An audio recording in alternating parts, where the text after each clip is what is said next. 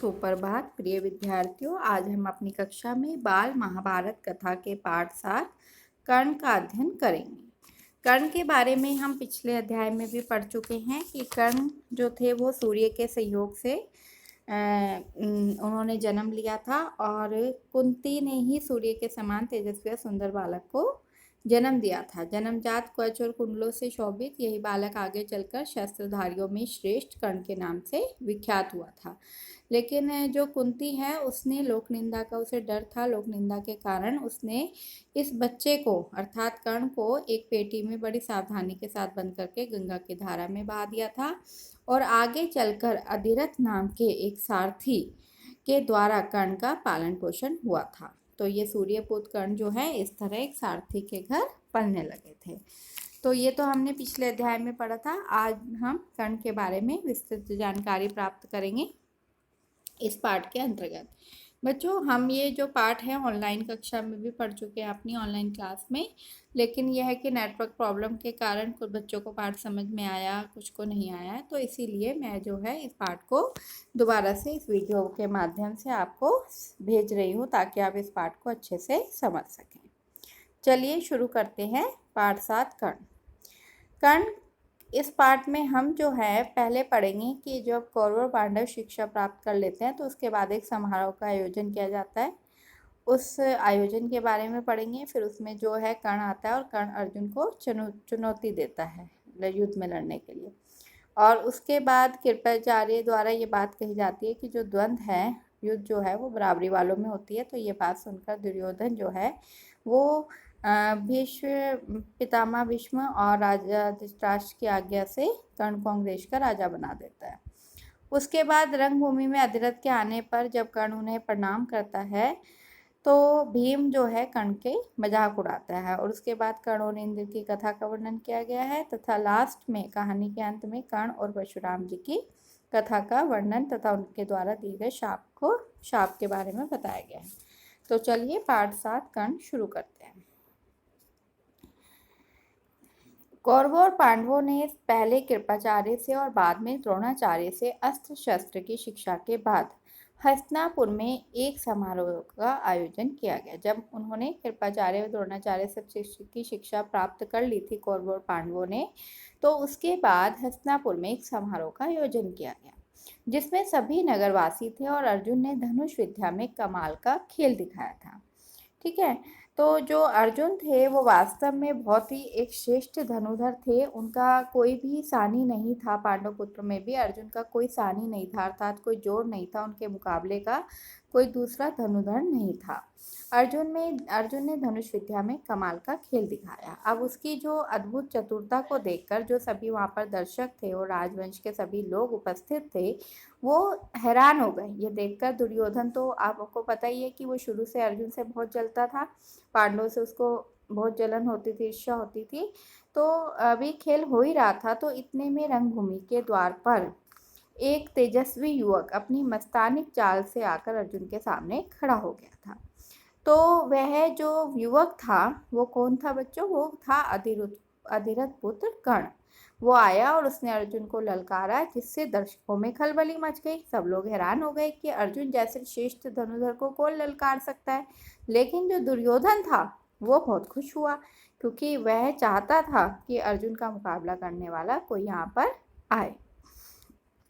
अब क्या हुआ, दुर्योधन ने कर्ण को गले लगाकर आने का कारण पूछा तो उसने दुर्योधन से मित्रता और अर्जुन से द्वंद्व युद्ध को कारण बताया। तो कर्ण ने क्या कारण बताया कि वो दुर्योधन से मित्रता करना चाहता है और अर्जुन से द्वंद्व मतलब होता है विरोध में जब हम युद्ध करते हैं वो कारण बताया कि वह उससे युद्ध करना चाहता है।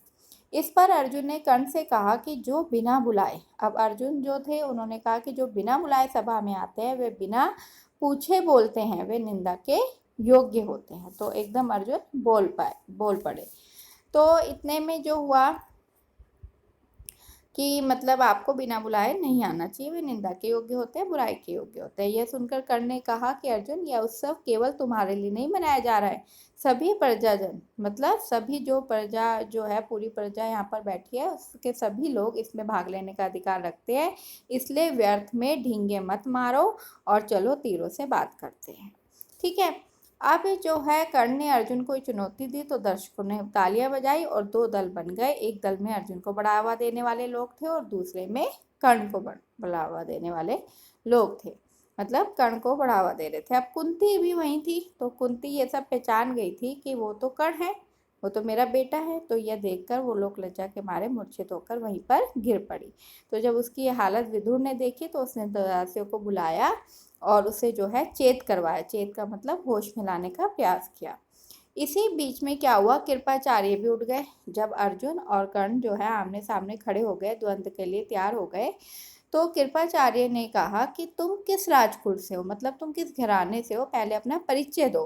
क्योंकि जो द्वंद्व युद्ध है बराबरी वालों में होता है और इसमें कर्ण का सिर झुक गया क्योंकि कर्ण अपना परिचय देने में असमर्थ थे।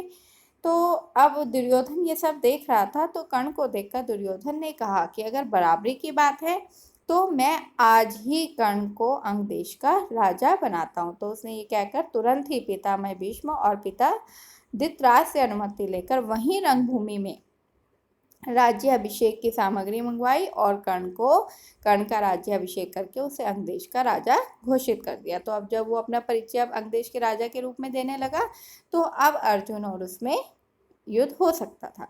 इतने में जब ये सब हो रहा था, इतने में वहां पर बूढ़ा सारथी कौन, वही अधिरथ जिसने कर्ण का पालन पोषण किया था, वो सभा में आ गया।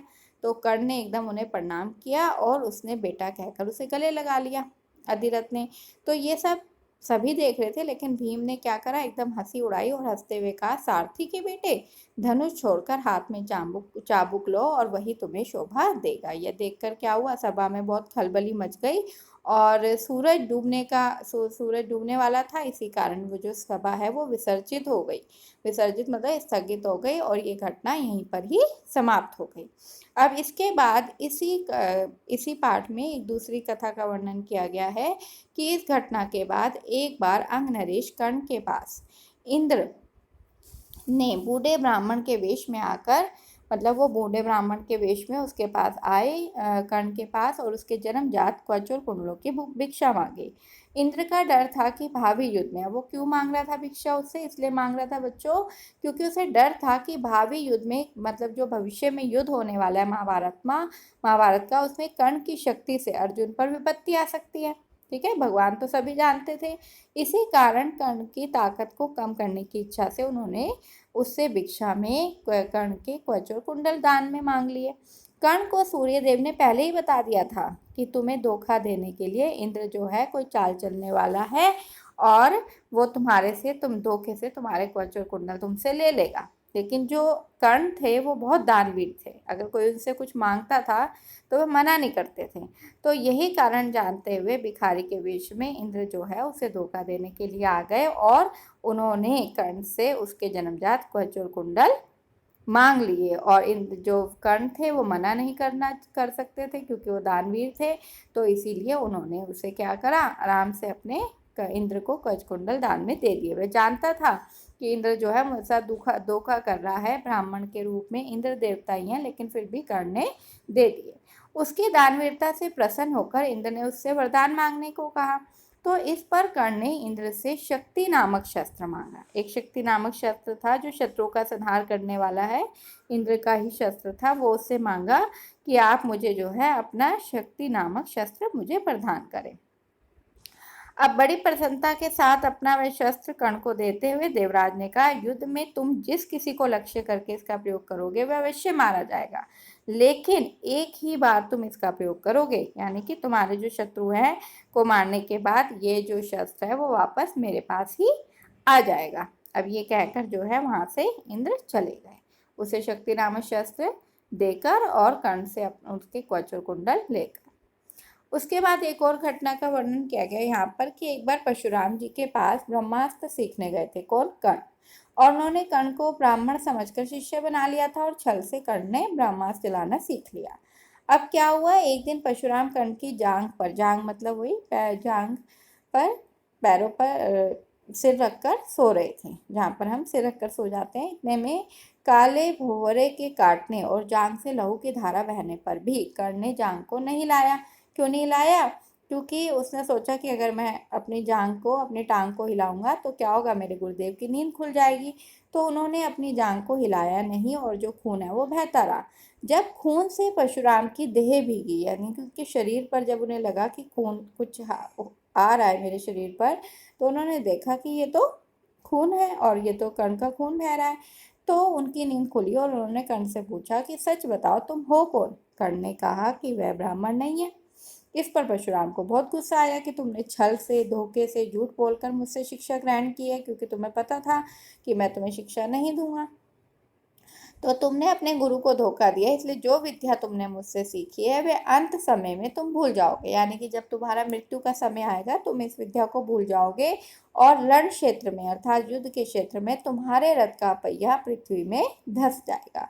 अब कुरुक्षेत्र के मैदान में वैसा ही हुआ। जब महाभारत का युद्ध हो रहा था तो जब अर्जुन से युद्ध करते समय जब कर्ण सब भूल गया तो उसके रथ का पहिया भी जमीन में धंस गया और तभी अर्जुन ने उस पर प्रहार किया। तो इस तरह से ये पाठ जो है यहीं पर समाप्त होता है। तो बच्चों, इस पाठ में हमारे बहुत सारे प्रश्न निकलते हैं, जैसे कि कर्ण कौन था, है ना, और कुंती को मूर्छा मूर्छा क्यों आ गई थी, वो मूर्छित क्यों हो गई थी, दुर्योधन ने किसे अंग देश का राजा बनाया था, किसको बनाया था, कर्ण को बनाया था, है ना, और किसकी आज्ञा से बनाया था, भीष्म पितामह और पिता धृतराष्ट्र की अनुमति लेकर बनाया था।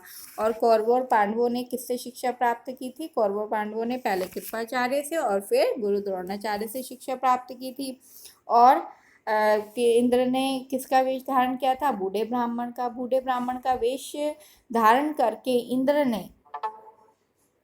इंद्र ने क्या मांगा था उससे, उससे कवच और कुंडल मांगे थे, है ना। इस तरह से आपसे प्रश्न किए जा सकते हैं कि परशुराम ने कर्ण को क्या शाप दिया था। तो ये सब प्रश्न उत्तर जो है आपको वेरी शॉर्ट क्वेश्चन आंसर इस पाठ के अंतर्गत जो आए हुए हैं वो आपको याद करने हैं। ठीक है, धन्यवाद।